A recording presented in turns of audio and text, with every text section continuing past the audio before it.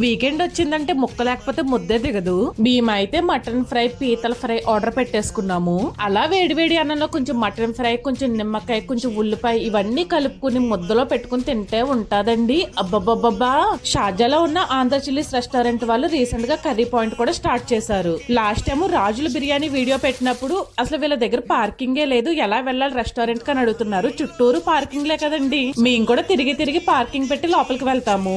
లోపల కూర్చోడానికి చూడడానికి కూడా యాంబియన్స్ చాలా బాగుంటుంది. మాకైతే వీళ్ళ దగ్గర ఫుడ్ అయితే చాలా ఇష్టము. కనీసం మంత్లీ 2 times అన్న వీళ్ళ దగ్గరకు వచ్చి ఖచ్చితంగా తింటాము. కొంతమంది అయితే మాకు ఫుడ్ టేస్ట్ నచ్చలేదని చెప్పేసి కామెంట్స్ పెడుతున్నారు.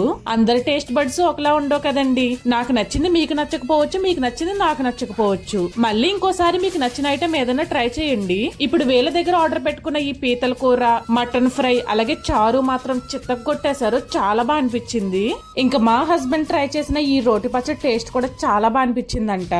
ఎలాగో వీకెండే కదా, ఒకసారి వాళ్ళు కొత్తగా స్టార్ట్ చేసిన కర్రీస్ కూడా ఒకసారి ట్రై చేసేయండి.